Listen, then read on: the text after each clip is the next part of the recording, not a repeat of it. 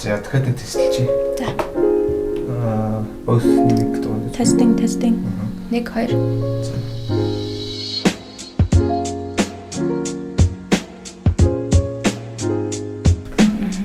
За. Чиглэлээ. Окей. За.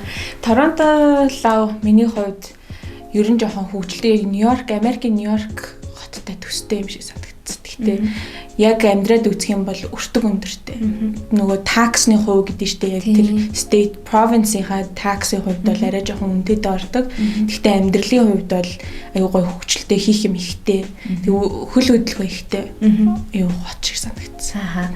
Тий надад бас нэг анзаарчихсан юм нь өстой жинхэнэ нөгөө нэг 9 шидийн хүмүүс одоо нэг газар цугларсан тийм газар юм шиг санагдсан. Одоо ингээд зөвхөн одоо жишээ нь магадгүй бид нар нөгөө барууны орнууд руу явлаа гэж бодохоор ингээд нэг тийм шар арьстай хүмүүс харна гэж боддог шүү дээ.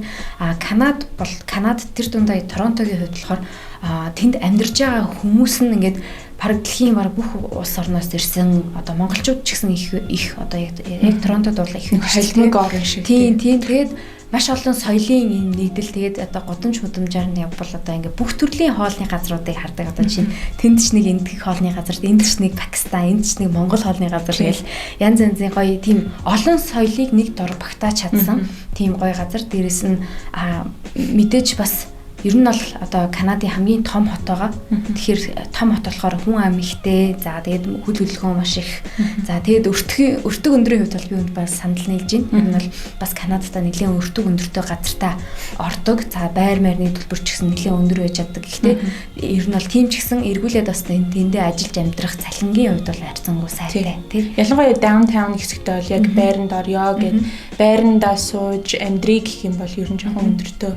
Орон төлбөрийн хувьд бол тэгээд маш гоё бас үзэсгэлэнтэй хот. Айгүйх өндөр гоё том барилгуудтай. Тэрнээсээ гадна ингээд яг байгалийнхаа сайхныг айгүй гоё харуулж чадсан. Онтарио одоо Lake Ontario гэж байгаа. Тийм гоо тэрнийхээ хажууд ингээ гоё усан одоо зүйлбэр янз янзын гоё арга хэмжээнүүд зөндөө болдог. Айгүй гоё шоунууд их болдог. Бас айгүй гоё тийм аквариумтэй тий. Тэгээд CNN Tower гэх яг аялал жуулчлалаар явж байгаа хүмүүс бол айгүйх үзэх юм ихтэй. Тэгээд одоо 1 2 3 өдөр бол юм үзэж багтахгүй. Амар их үзэх юмтай. Дээрээс нь шопинг эдэр хийх хөдөө айгүй гоё тухтай тийм гоё газар байгаа. Тэгээ артсын талаас ч гэсэн айгүйх алдартай шүү дээ. Би ч бас уран зураг төвшлэг урлаг талдаа аюу сонирхолтой болохоор яг ингээл Канадын айл хот нь хамгийн дэжгүй ер нь тийм уур амьсгалтай байдаг вэ гэхээр яг артистууд ихэнх нь Торонто явдаг гэж тэх юм бэлээ. Хамгийн ер нь алдарт нэр хүндтэй болж чадж байгаа тэр артистууд нь ихэнх нь Торонто University-гаас гарч ирсэн гэсэн. Эсвэл тэндээ сурж байгаагүй маа гэхэд тийшээ нүүж тэндээ яг артистаа хийдэг гэж ярьд юм. Бас селебритинууд их амьдэрдэг. Янз янзын кино шоунууд аягүй их болтой тий. Нэг киноны нээлт тэгэл одоо лаглаг кани одоо нэг гой фестивалууд аягүй их болдог. Одуудыг годомжинд харах боломж ус ихтэй. Тэр сонирхолтой хүмүүс байл. Тийм шүү. Тийм. Тэгээд бас энд дурдах байх вэ? Бас нэг миний зүгээр нэг анзаарсан юм болохоор нэг Канадад ч нэг cannabis зөвшөөрөгдсөн шүү дээ. Тэгэхээр Торонтод годомжинд явж байхад хүмүүсээс аяг cannabis татдаг тийм үү. Тэр нь аяг одоо нэг годомжинд зүгээр ингээ уртл явж байгаа хүмүүс татгаад л тэр нь аяг үнэртдэг. Тэрийгээрээ бас ята тий. Тэгээ ер нь л айлч хүн ам ихтэй хотод бол тэгэл аяг олон төрлийн хүмүүс байгаа учраас тэнд одоо ингээ бүх юм аяг хурдан хэмнэлттэй. Дээрээс нь одоо хүн болгон аяг тийм busy lifestyle-тай байдаг. Торонтод бол яг би бол тэрийг бол аягүй сайн харж чадсан. Тийм Канадын хувьд бол яг Торонто л хамгийн бараг завгүй орно. Тийм. Тэгээ дээрэс нь шинэ жил мэлэр бол аягүй гоё шүү дээ. Хийх юм аягүй ихтэй. Гоё жинхэнэ хөгжилтэй байж чадхаар. Залуучуудын л хот юм биш үү баг. Тийм тий.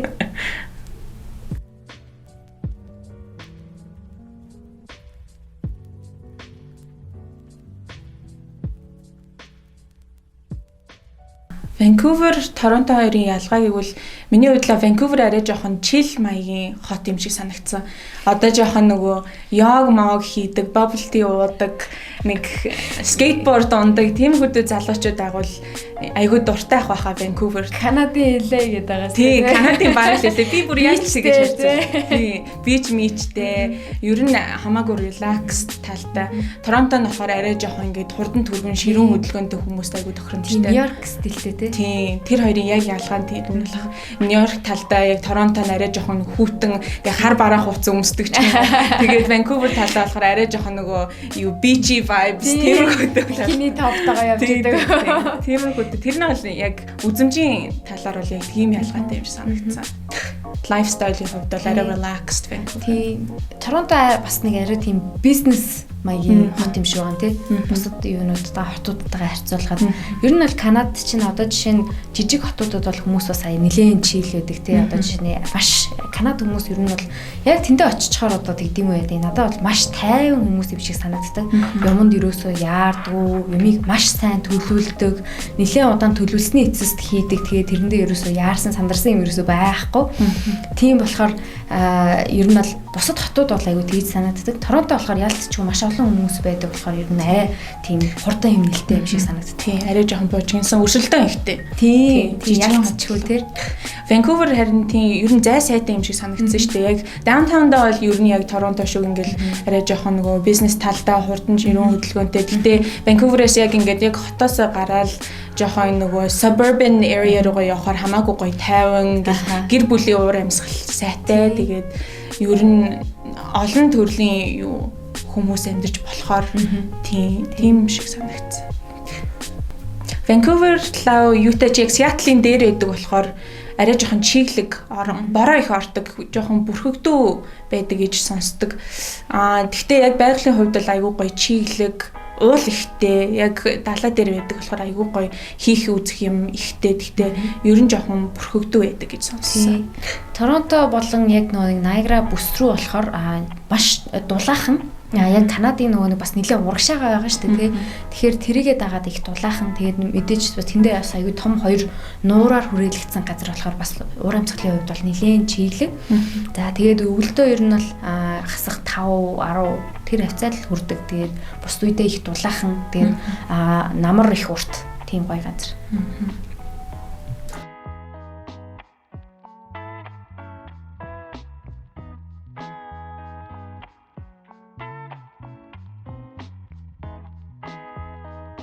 Niagara Region гэдэг энэ манай сургуулийн байршиж байгаа энэ газар болохоор ер нь бол нэлээд олон жижиг хотуудын нийлбэр тийм газар байгаа. За тэгээ би болохоор яг өөрөө яг манай сургуулийн нэг кампус байрладаг Welland гэдэг хотод байсан. За тэгээ тэр хот маань ер нь юугаар онцлог вэ гэхээр за маш ногоон. За тэгээд ер нь бол нэг тийм suburban маягийн газар байгаа. Тэгээд ер нь бол бас Канадынхаа бас нэлийн гайгүй амьдралтай хүмүүс амьдардаг газар аюу хаус хороолол, хаусууд аюу ихтэй. Тэгээд бас нэг юм нь болохоор тэнд нэг маш аюулгүй. Одоо чинь ер нь бол шинэ орой нэг хүмүүс нэг ганцаараа явдаггүй шүү дээ. Ер нь тэгээд явхад бас аюулгүй гэхдээ мэдээж тэгж явж болохгүй. Тэгээд маш олон орноос хүмүүс ирсэн болохоор айгүй тийм хоорондоо айгүй гоё найрсаг хүн болгоныг одоо welcome гэж хүлээж авдаг газар юм шиг санагддаг. За тэгээд бас янз бүрийн гоё хийх entertainment юмнууд ихтэй. Тэгээд ер нь л одоо жишээ нь манайхад бид нар одоо ингээ Улаанбаатар хотод байхад ингээл аюух барилга байшин барилга ихтэй. Тэгээ хоорондоо ингээд ойрхон за ногоон байгууламж багтай юм шиг санагддаг. Тэгмээд яг Welland хотын хувьд болохоор ер нь бол ихэнх хэмиг аюу сайн гоё ногооноор нь байлгахыг хичээдэг. За тэгээд аюух одоо нэг Канадын maple tree гэдэг шүү дээ. Нөгөө нэг яг maple syrup гаргаж авдаг. Тэгээд Канадын туган дээр байдаг навчтай. Тэр мод аюух байдаг. Тэгэхээр яг тийм модтой тэгээд байгалаараа аюу гоё газар. За тэгээ тэр хотоосоо ер нь бол урагшаага ингээд жоохон явангууд л одоо нэг Lake Erie-гийн гоё beach байгаа. Тэнд одоо хүүхдүүд одоо жишээ нь очиод нэг элсэн далайн ирэг дээр элсэн дээр ингээл аягүй их тоглож моголдог. Хийх юм аягүй ихтэй тийм газар. Тэгээ Lake Erie чинь юугаараа алтартай гэдэг үлээ. юу юм болоо мэд. Lake Erie гэж байн сонсогддог байсан. Тийм ер нь бол аюу уурд байдаг нэлийн том нуур шүү дээ. Тэгээд яг хоёр энэ нуурынхаа голоор дээрээс нь Америкийн хил байгаа учраас тэрийг нөө усан бомдоор бас аюу ашигладаг. Тэгээд Валент хотод бас нэг гоё юм гээл нэг ер нь бол хүний гараар бүтсэн хамгийн том одоо усан сувг байдаг. Валент Canal гэдэг. Тэр сувг нь болохоор ингээд доошогоо ер нь бол 3-4 м гүн. Тэгэнгүүт ус нь аюу гоё бүлээн байдаг. Тэгээд тэрүүгээр болохоор нөгөө нэг яг усан тээвэр хийх зорилтоор байгуулж исэн ингээд том хөлөг шипнүүд одоо тэр каналаар ингээд явдаг ийм нарийнхан канал мөртлөө аюу олон завиуд явдаг. Тэгээд тэр завин дээр болохоор нөгөө нэг тэр сувг дээр аюу олон олимпийн тамирчид нөгөө нэг тогтмол устай газар учраас нөгөө нэг янз янзын бэлтгэлээ хийдэг. Одоо жишээ нь усан спортоор хичээлдэг тамирчид байгаа шүү дээ. Тэр нөгөө ус нь нөгөө нэг гадаа байгаа мөртлөө аюу тийм бүлээн байдаг болохоор аюу усан сэлэл дээрээс нь юуны гой завийн спортоор хичээлдэг хүмүүс айгүйх бэлтгэлээ хийдэг их гоё газар. Тэгээд би бас тэрэн дээр би бас өөрөө каяк болон каноогоор явах дуртай. Тэгээд яг тэрүүгээр ингээ яваад утсан чи айгүй гоё санагдсан. Канадад ер нь каяк, каноо, лейк талдаа нөгөө activities айгүйх байдаг тийм. 100 л барыг тэгэл дандаа л каяктай нэг голоор л явж идэг. Би бас фактаа шалах хэрэгтэй. Гэхдээ миний нэг саяхан нэг харсан юм дээр Канад дэлхийн цэвэр усны нөөцийн 5% байдаг илүү амар их цэвэр устай нууртай. Би бас тэгж сонсч байсан. Тэгээд ер нь бол тэрийгээ дагаад аюух усан спорт дээрээс нь өвөл хөлтгөөрн дээр нөгөө нэг гулгадаг curling гэдэг нэг гоё нэг мөсөн спортууд байгаа. Тэд нарыг аюу сайн дэмждэг өөртөө ч гэсэн аюух өвөл байсан ч гэсэн гадаа янз янзын спортоор хичээх их дуртай хүмүүстэй тийм. Тэгээд ер нь бол их яг тэр Валент хотын хүмүүс бол аюу тайванчил одоо дээрээс манай ажлын хувьд болохоор жишээ нь өглөө 7-оос ороод өдөр 3-гээ тарчдаг. Тэгэнгүүт хүмүүс одоо ажиллаа дуусаад үргэлжлүүлээд гэр бүлийнхэнтэйгээ айгүйх цагийг өнгөрөөдөг, найзуудаараа гой арга хэмжээнүүд айгүйх зохион байгуулдаг. Юмыг ер нь бол одоо амьдралыг ер нь enjoy хийх гэж одоо жаргах гэж амьдрдаг гэх юм уу. Одоо тэр нь аюу гоё санагдчихсэн. Ажлын төлөө тий. Бүр яг нэг жаргаж амьдрахын төлөө амьдрдаг тийм хүмүүс юм шиг санагдсан. Тэгээд яг тэндээ очсныхоо дараа ч гэсэн ер нь бол тэр уур амьсгалт нь аюу амархан шингэчтэй юм лээ. За өнөөдөр юу хийх хэлээ гэдэг тийм их одоо дагдлсан сэтгэлтэйгээр одоо өглөө босох ч юм уу тий. Тэгэл бас wildlife ихтэй. Яг тэр Валент хотод ингээл янз янзын одоо бидний өдөр болгоно нэг хараад байдаггүй амьтад аягүй ихтэй одоо жишээ нь туулаа хэрэмнүүд бол байнга явж гин. За тэгээд гой усны шуунууд аягүй ихтэй энэ тэндээ нуур ихтэй болохоор тэрийгээ дагаад аягүй тийм усны шуун галаа малуу гэл тэр юмрхүү шуунууд аягүй их байд юм шиг санагдсан. Тэгээ бас буг бас их явж идэг.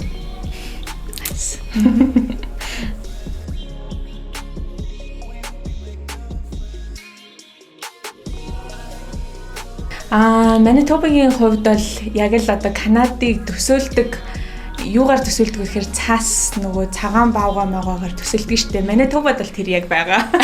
Цаасаараа яг танигддаг. Айгүй ер нь өвөл нь айгүй утаан үргэлжилдэг юм шиг санагдсан шүү дээ. Яг одоо ингээл өвөлж одоо нэг 4 сар явагдах гэхээр 10 сар болоод байна уу 4 сар болоод байна уу гэмээр цаас айгүй юу ордог. Тэгээд яг орчингуудаа хайлах гэж айгүй хутнаа. Тэгэл цас нь хайлчул гэхдээ ер нь гайгүй шүү. Яг Монгол шиг л одоо 4 улиралтай зундаа бол юу нэмэх 30 руугаа орчин өвөлдөө тэгээд хасахгүй чаяадаа л нэг хасах 40 мөч хүрэндэхтэй байнга ямар гадаа байгаа дах биш гэртээ гоё дулаахан байх юм бол нэг анзаарахгүй явчихдаг юм дөө тэгэл дас чинь. Тийм Канадад бас нэг манай одоо жишээ нь одоо ажлын хүмүүс аяа хэлдэг. Ер нь бол хүүтэн цаг агаар гэж байдаггүй. Дулаах хүүтэн хувцлалт гэж байдаг гэж аяа хэлдэг тий. Тэгээ юмтай хүмүүс ингээд өөрсдөө дулаахан хувцалчвал ер нь ямар ч улиралд хувцалтаа тохируулж чадвал ямар ч улиралд хүмүүс гадаа enjoy хийж чадна гэж хэлдэг аяа их итгэдэг. Тэгээд ер нь Канад хүмүүсийн сэтгэлээр унана гэж баг бас байхгүй тий. Дандаа л ямиг амар их тэгэж цоглоог эрэг өөдрөгөөр хүлээж авдаг. Тэгэл өвөл мөвөл боллоо хүүтэн байна гэж нөгөө нэг одоо комплейн хийхээсээ илүүтэйгээр дулаахан хуцлаад тэгээ гадаа гараад гадаа янз янзын арга хэмжээгээ тэгэл хэрвээ daarуул тэр халуун шоколад гоё сайдраа угаал байж идэг юм шиг санагддаг.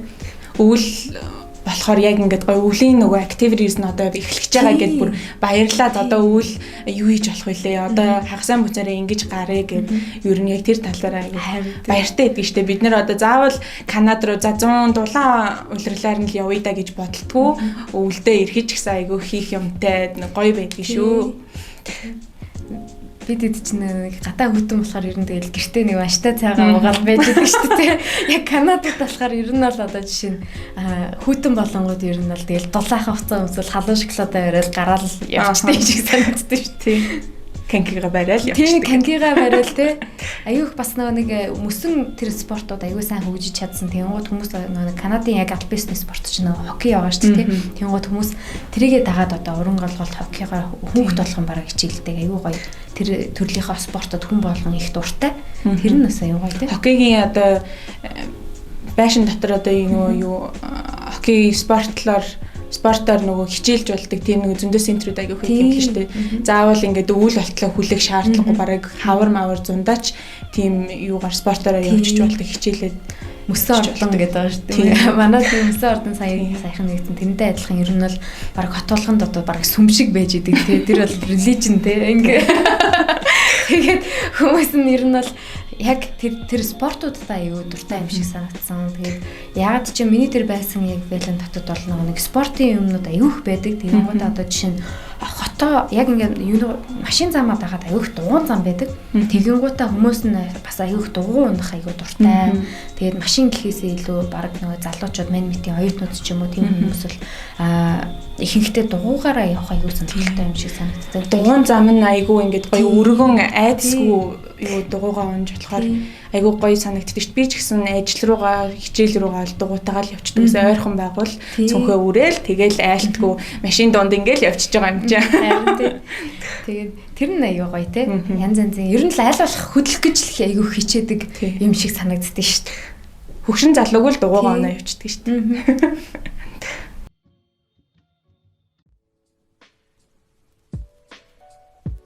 За Наягра хүрхрээ байна. Маш үзэсгэлэнтэй. Тэгэл маш их жуулчд угаасаа Наягра хүрхрээг харах гэж очдог. Хэрвээ Торонто орсон бол тэгэл Торонтогоос ердөө цаг 30 минутын зайтай байгаа болохоор баг хүн болгон л тэнд очиод үзсэн байт юм дөө тий. Тэгээд дээрэс нь нөгөө нэг яг миний яг очиж исэн гэвэл одоо гой нэг нуурын иргэнүүд байна. Тэгээд тэд нар дээр бол Sunset Beach гэж байдаг. Яг манай тэр сургуультай ойрхон ер нь бол бас нэг 20 минут машинаар явуулчихдаг.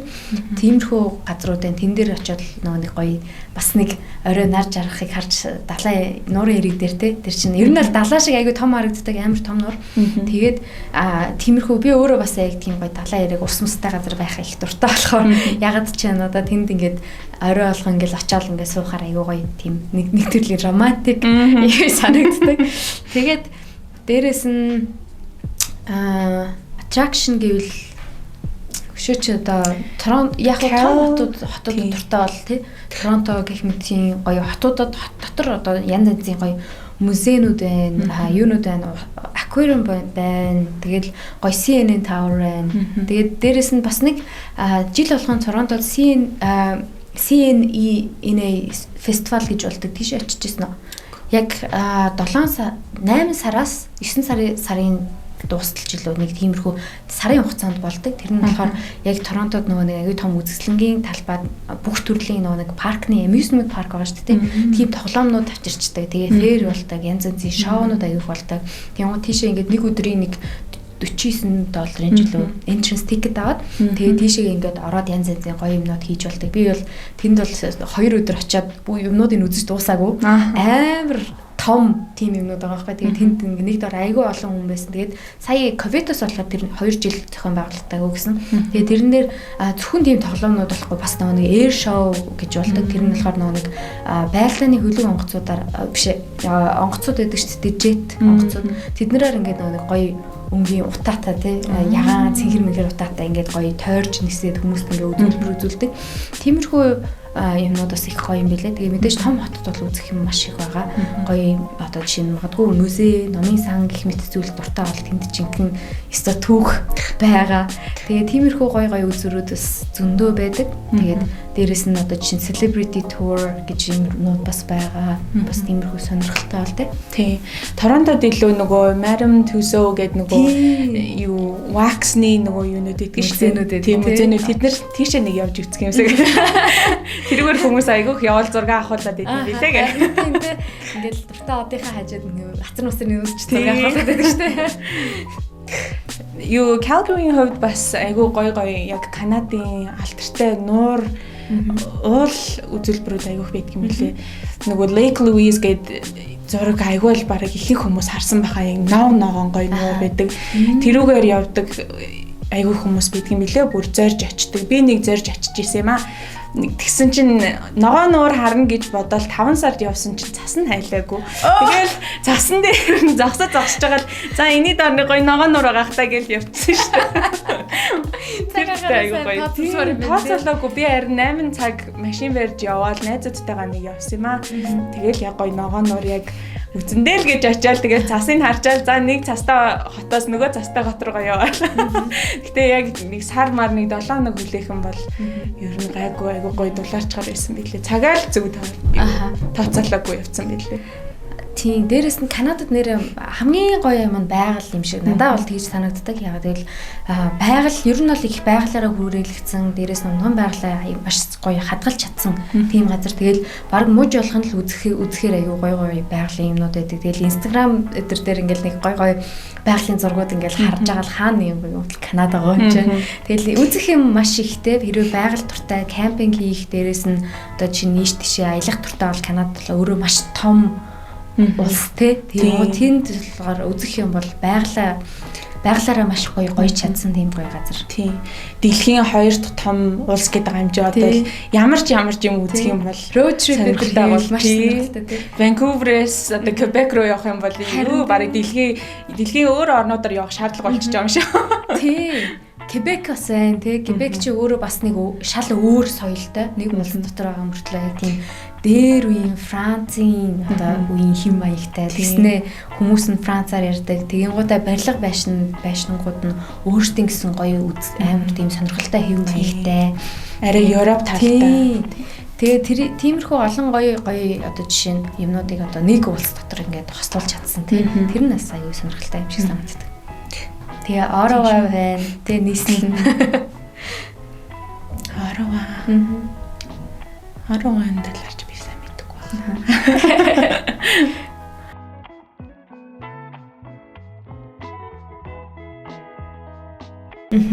За Co-op гэдэг нь болохоор ер нь бол Канадын ихтэй сургуулиуд, коллежуудад одоо оюутнуудыг мэргэжлэр нь ажилуулах ер нь бол зорилгоор гаргасан хөтөлбөр байгаа. Тэгэхээр энэ болохоор ихэнхдээ ер нь бол зүгээр энгийн дадлагаас ялгаатай нь гэвэл Co-op-ууд дандаа цалинтай байдаг. Тэгэнгүүтээ оюутнууд одоо жишээ нь дадлагыг магадгүй зуныхаа амралтаар ч юм уу хийдэг бол Co-op-ыг болохоор яг хичээлийнхаа дундуур бол хийдэг байгаа. Одоо жишээ нь нэг term ороод хичээлээ үзсний дараа магадгүй тэр үзсэн хичээл дээрээ одоо тулгуурлаад мэргэжлэрээ ажиллах одоо тийм програм гэсэн үг. За тэгээд оюутнууд бол энийг эргүүлээд бас ажилласан жилээр хугацаагаар тооцоолж болд юм билээ. Тэгээд бүтэн цагаар ажиллана гэсэн үг. Яг тухайн үед нь хичээл байхгүй.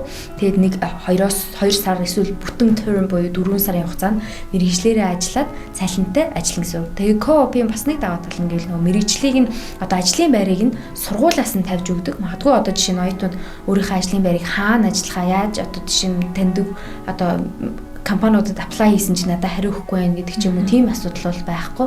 Оюутнууд маань сургуулиас нь зааж өгсөн газарт ажиллаад тэгээд тэндээ одоо өөрийнхөө одоо Co-op-ыг хийсэн гэж үзүүлж болдог. Мэдээж тухайн газар нь одоо цалинг нь яг ажилласан цагаар нь тооцоод өгдөг. Тэгэхээр бас зүгээр цагийн ажил одоо жишээ нь оюутнууд хийлээ гэж бодоход 7 хоногийн одоо хичээлийнхаа цагаар 20 цаг хажуугаар 20 цаг ажилладаг. Co-op-ийн хувьд болохоор яг нөгөө хичээл нь зогссон үед ажиллана гэсэн үг. Тэгээ яг одоо сургуулаа төгссөн оюутнууд за одоо би мэргэжлээ эзэмшчлээ одоо би ажлын байранд орё гэдэг ажил хайж явхаар яг ингээд одоо байгууллагад явхаар нөгөө CV resume ингээд харчдаг тэгэнгүүтээ дандаа одоо цалингүй ажиллаж исэн volunteer work айгүйх байдаг тэгсэн мөртлөө яг цалинжж исэн юу аал байхгүй тий.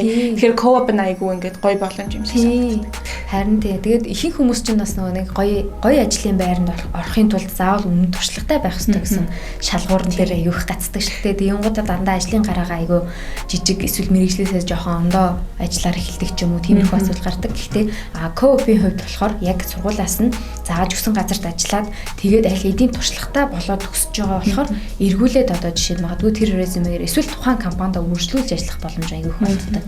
Тэгэхээр нөгөө нэг ер нь бол тэгэл оюутан байхад нь 18 9-тэй байхад нь цалинтай мэргэжлийн ажил олно гэдэг бол одоо бас хэрэг аргийн алдахгүй тий. Тэгээ co-opтэй хөтөлбөр сонгуул ер нь бол бас мэрэгчлэрээ ингээд ажиллаа цаашдаа ер нь ажлын байраа олох гараагаа тавьчихж байгаа гэсэн. За thanks. Төгссөний дараа ажил эрхлэлтийн нөр нэг хөвдөө штэ. Тэнцүүлээд 1 жил 2 жил 3 жил. Тэрийг бас их асуудаг. Тэрийг хийж байгаа юм. За Үлзий бас тэгж experience авч ирсэн тийм. Тэгвэл тэрийг нийлүүлээд ингээд гаргасан гэж. За үлзий эхлэх гэж тийм. За одоо сургуулаа төгссөний дараа хэдэн жил төгснөөс нь шалтгаалаад ер нь post degree work permit гэж өгдөг. Тэр нь болохоор одоо төгсөөд та одоо нэг 2-3 жил эсвэл 2-4 жил сургуультаа сураад төгссөн бол хамгийн ихдээ 3 жилийн work permit ажиллах эрх олгодог.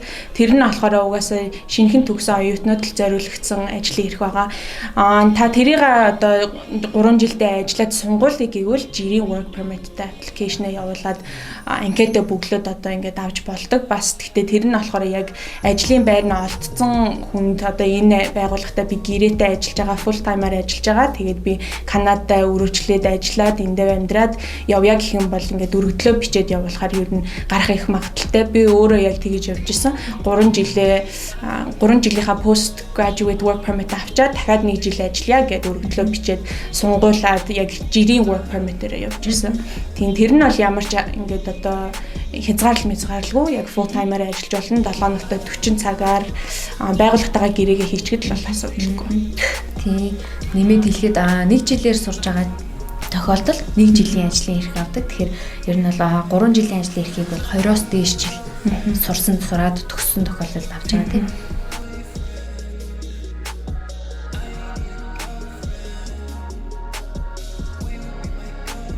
Одоо төгсөн их сургуулаа төгсөн оюутнууд ажлын эрхээ авсан байгаа үед ер нь ажиллаад одоо би юу хийх вэ дараагийн шат маань юу вэ гэхэнгүүт ер нь Канадад амьдрий ажиллахаасаа гадна бас ингээд ээж аавыгаа авчирий одоо энд хүнтэй сууя гэдэг ч юм уу ингээд багын одоо ойрын 5 жил 5-аас 10 жилийн төлгөө гаргацдаг. Тэгээд тэр эхний шат нь болохоор PR гэдэг permanent residency гэдэг тэр нь болохоор ингээд байнгын сууршигч гэсэн үг. Тийм одоо монголчин dual citizenship авч болохгүй шүү дээ. Тэгэхээр одоо бас Канад паспорттой Монгол паспорттой байж болохгүй болохоор ер нь Канад иргэншил авч ирсний оронд PR авчий гэж их явдаг. Би бол PR application-а явуулж үжижсэн. Тэр нь болохоор 2-3 өөр сонголт идэг юм лээ. Нэг нь болохоор express entry. Тэр нь болохоор шууд ингээд бүртгүүлээд яваад шугамдаа орчин. Нэг нь болохоор яг өөрийнхөө оршиж байгаа province-тай аймагтай гэж яг. Тэгээд province-аараа ингээд дамжаад барыг event итгүүлээд орчдөг. Би одоо Manitoba province-та 5-6 жил амьдарсан. Тэгээд би одоо эндээ ер нь ирээдүйдээ амьдрнаа. Та одоо миний нэрийг энэ нэрийг одоо Manitoba-д амьдрна гэдэг event итгээд ингээд улсад government-тэй ингээд өгөөч гэж тэгэж хүсэлт гаргаж болдог байхгүй юу. Тэгэнгүүтээ одоо Manitoba тэр аймаг чинь ингээд зөвшөөрөл өгчих юм бол тэрний дараа нь яг одоо улс нь өөртөө ингээд анкетыг чинь хараад зөвшөөрөл өгч болно. Тэгээ тэрийг авчих юм бол бараг л Канада иргэн гэсэн үг. Нөх амар ялгаагүй юм шиг санагдсан. Миний хувьд л одоо нөгөө health insurance энэ тэр нүнгүү хийвэрэ байна. Таксны хувьд ч гэсэн яг Канада иргэн шигээ төлнө, буцаж авах боломжтой. Бас одоо ойр зүрийн зүгээр баг жижиг сажиг ингээд амьдралын юмнуудыг бас арай жоохон амар болчдөг юм санагдаад идэг. Төлбөр хүртэл ч гэсэн international fee гэж юусоо өгөх шаардлагагүй. Тийм тэр нь айгүй амар юм шиг санагдсан. Тэгээд одоо 2-3 жил болгон work permit-тэй ингээд сунгуулна гэх шаардлагагүй. Нэг авах юм бол 5 жилийн эрэхтэй одоо work permanent residence-тэйга явчихна. Яг хөө тэгээд 5 жил нь өнгөрчүүл тэгээд бас эндээ би одоо хүртэл байгаагаараа юу дахиад сунгуулъя гэл тэгээд өргөлтөө өгч гэдэг бол сунгаад өгчин дахиад 5 жилээр.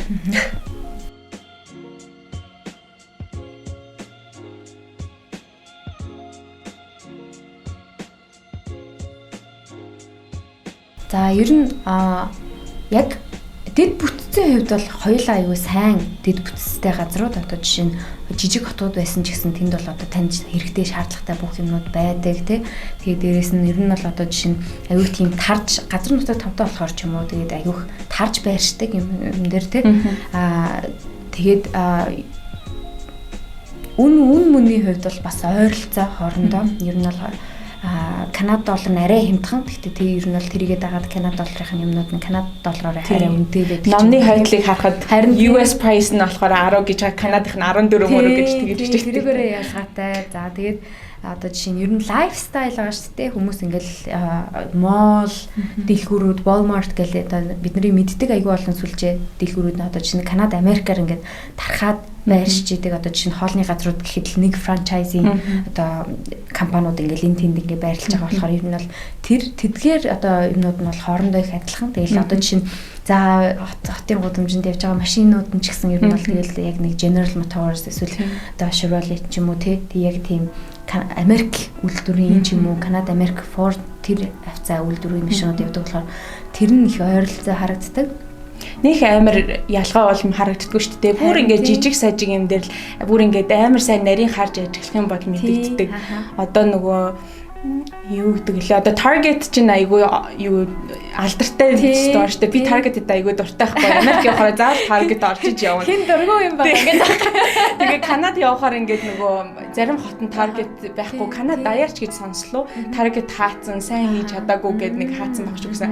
Тийм жижиг сажиг юм дээр ингээд бол ялгаа нь харагддаг. Гэтэ ерөнхийдөө бол адилхан тийм. Гэтэ яха Walmart байгаа тийм. Тэгээд ер нь бол дэлгүүр мэлгүүрийн одоо байж байгаа стил имиж нь ер нь бол хоорондоо их адилхан. Тэгээ бидний одоо мэддэг Circle K яваа шүү дээ. Бас тийм байгаа. Тэгээд хүмүүсийн ер нь амьдралын юм аяг тий. Дээрээс нь хэрэгжилж байгаа юм зүйлсээрээ ер нь бол хоорондоо Канада болон Америк хоорондоо их ойролцоо. Гэхдээ хэрэглээний үнийн хувьд болохоор миний хувьд бол яг Канада юмнууд одоо жишээ нь арай хямдхан санагддаг Америкаас илүү. Тэгээд Америкт нөгөө магадгүй такс өндөртэй болохоор тийм үнэтэй санагдав. Хотоодоос хамаараад ер нь ялгаатай байгаа юм л та. Тий.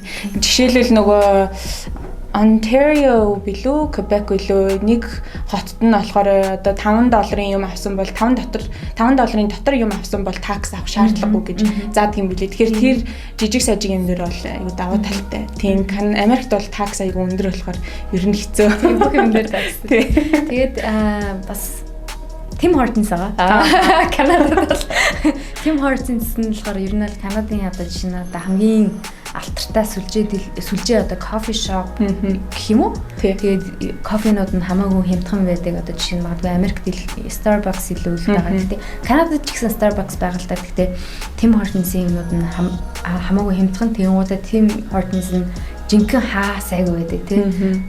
Tim Hortons нь өөрөө болохоор яг Канадын алтартай хоккейгийн хүн байсан мэлээ шүү дээ. Тэгээд тэр нь ингээд нөгөө түүхэн айгүй гоё санагдаад тэгээд нэг гоё дотон юу газар юм шиг санагдаад Канадад айгүй хортг юм мэлээ. Бас өөрөө ингээд бас хил мэлтэй ингээд 2 sugar 2 жихэр 2 крем авах гэх юм бол double арай. Тэгээд Америкт очиод яг double-араа захиалангууд бас яг шууд ойлгоол ингээл хийждэг. Тэр нь асуусан.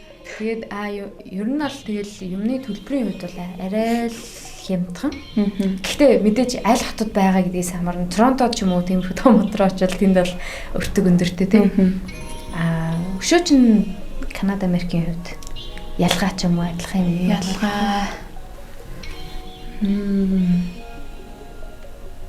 Канадад хүмүүс нь nice. Би нэг зүгээр нэг жижиг жишээн дээр ярьчээ. Одоо би Монголоос юу шууд Канадын хил дээр очиод, Ванкуверийн хил дээр очиод одоо ингээд аэропорт дээр ингээд явангууд одоо ингээд миний илүү дотоо одоо илүү нөгөө тос мас ингээд бичигдээд энэ юу юм бол гэд ингээд одоо хасан штэ чинь дамнаас энэ тос чинь ингээд энэ орж болох уу үгүй нэг шалгадаг. Тэнгүүт айгүй аятайхан ингээд таа онгоолгож байгаа сүдкейстэй гээл. Тэгээд би тэрийг онгоолгож үзээ тайлбарлангууд заа гэж явуулчихна. Тэгэхэд би ингээд нөгөө одоо сарын дараа Америк яваад Филадельфиягаар явсан чинь шууд ингээл татаж аваад ингээл онгоолгоо тэгэл үзэж ухаж явчихсан за аваа ёо гэд би тэрийг тэгэл янзлаад ингээд арай чигэн багтаасан юм. Тэрэн дээр бол айгүйх амар ялгаа нь мэдрэгцэн ингээд арай жоохон нэг nice арай polite manner setтэй Канад нь. Ер нь бол хүмүүс аюу nice те. Одоо жишээ нь би бинийг аюу сайн ойлгодог маш хүлээцтэй. Канадад бол хүмүүс маш хүлээцтэй. Юмд аюу тайван те. Бас надаас яг адилхан тийм аэропортын жишээ байгаа. Ер нь бол хүмүүстд зөвлөхөд бол Америк руу явж байгаа бол ерөөсөө цүнхээ төгжиж болохгүй. Яг бол цүнхээ ингээд төгжүүлэлт угаасаа хэлийн ажилч төлхүүр нь байхгүй. Төлхүүр нь ч юм уу эсвэл кодыг мэдгүй учраас дандаа эвдэж онгоолоо. Тэгээ би нэг хэд хэдэн цүнхнийхээ ер нь бол 2 удаа цүнхнийхээ цахилгааныг тэгээд цахилгааныхын юмыг тас татчихдаг. Тэгээд гууд ингээд нэгэ харангууд дотор нь ингээд цүнхийжэн хилийн шалгалт хийх гээд онгойлгосон шүү гэд бичиг үлдээгээд буцаагаад хаачдаг. Тэгээд тэрнээс хойш ер нь хашраад цүнхээ дандаа төвчгүүгээр шууд нээлттэй ингээд орхиод явдаг. Манай Монголын онгоцны буудлын дээр чинь бас нөгөө скотчтай байдаг. Тэрийг бас хийж болохгүй гэх. Тэрийг нэг онгойлгох гэж шууд нөгөө нэг зүсээд яачдаг. Тэнгууд нөгөө суткейсийг бас зүсэх магадaltaй байдаг. Канада, Америк бол тэгж явах жоохон дими юм шиг байна. Ер нь надаас тэр rap piece-ний дими юм шиг санагддаг шүү дээ.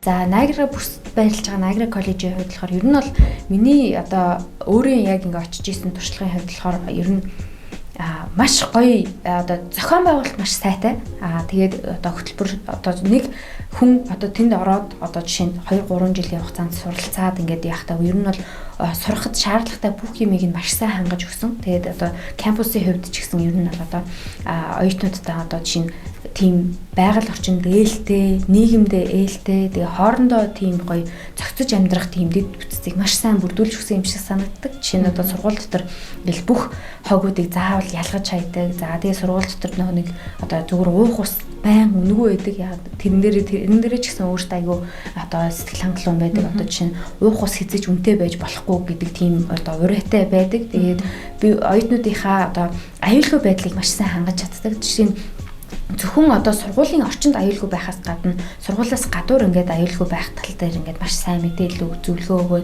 одоо жишээ нь жил болгон одоо 2 удаа orientation болдог. Тэр orientation-ийн үеэр оюутнуудтай тэр талын мэдээллийг маш сайн өгч чаддаг. За тэгээд дээрэс нь одоо сургууль дээрээ байхдаа одоо жишээ нь оюутнууд чинь заримдаа өглөөнөөс орой болтол тэнд хичээлээ хийгээ дээрэс нь хичээлээ хийгээгүй үедээ ч гэсэн ер нь бол найзуудтайгаа ингээд цагийг өнгөрөөхөө тийм орчныг нь маш сайн бүрдүүлж өгсөн юм шиг санагддаг. За манай сургуулийн хувьд болохоор ингээд маш олон төрлийн номын сантай. Номын сан одоо чинь за бидний хамгийн сайн мэддэг чимээгүй одоо номоо уншаад хичээлээ хийгээд суудаг номын сан байлаа гэж бодоход группээрээ суугаад ярилцдаг номын сан гэж байдаг. За тэгээ сургуулийн pub гэж байдаг. Тэнд нь болохоор оюутнууд за нөгөө Канадын drinking age нь 19 ахгүй 19 шүү дээ.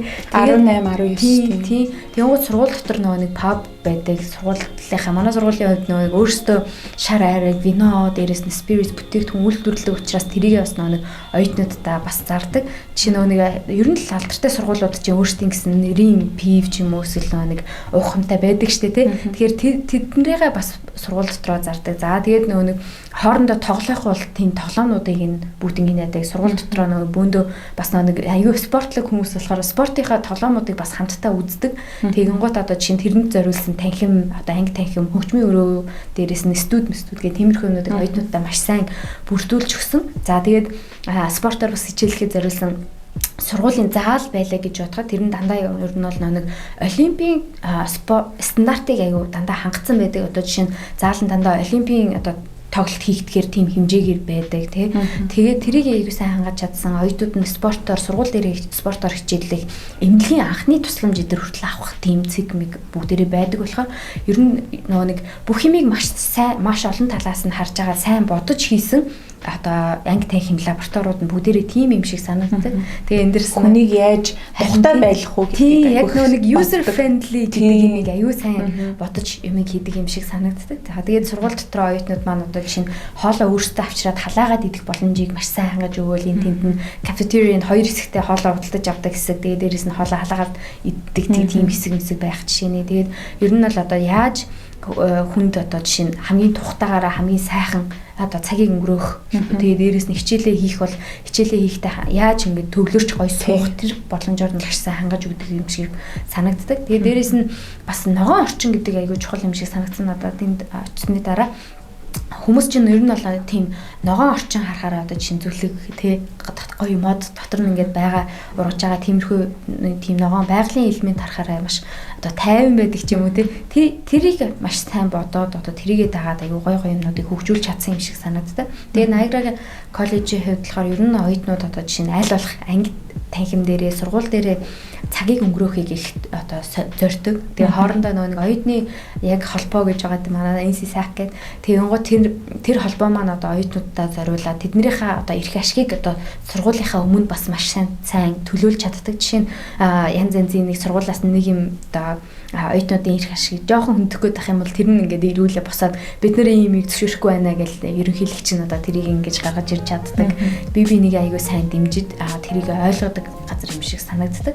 Тэгээд хөтөлбөрүүдийн хувьд болохоор мэдээж оюутнууд маань өөрсдийнхөө хүссэн хөтөлбөрөөр сурж байгаа тохиолдолд тэрийгээ дагаад одоо жишээ нь тухайн хичээлийнхаа лаборатори тий дээрээс нь багш профессоруудтайгаа их ойрхон ажиллах боломжийг маш сайн олгож өгч чаддаг. Тэгээд надад бол би одоо жишээ нь ажиллаж байгаа ч гэсэн тэндээ туршилтаар нэг 2-3 хичээл суухад ингээд багш нар айгүй тийм одоо багш суурч гэсэн хоорондын зайг ерөөсөө байлгахыг хүсдэггүй юм шиг санагдсан. Тэгээ багш нар нь ингээл дандаа хүүхдүүдийн дунд нь ороод энэ нэгдэг тэр нэгдэг та нар ингээд юм асуугаараа ингээд тэгээрээ та нар одоо жишээ нь дадлага хийж байгаа оюутан байвал одоо жишээ нь надтай холбогдорой манай дээр ийм ихэнх багш нар маань бас нэг гоё давуу тал нь яг хичээлээ заахынхаа хажуугаар мэрэгжлэрээ ажилдаг. Тэгэхээр мэрэгжлэрээ ажиллаж байгаа болохоор нөгөө нэг салбартаа юу болж байгааг амар сайн мэдж одоо мэдээлэл дээр up to date байж чаддаг. Одоо жишээ нь магадгүй одоо жишээ нь багш төгсөөл багш шийдсэн тэгэнгუутаа одоо жишээ нь салбартаа юу болж байгааг мэдэхгүй байгаа хүмүүс байдаг шүү дээ тийм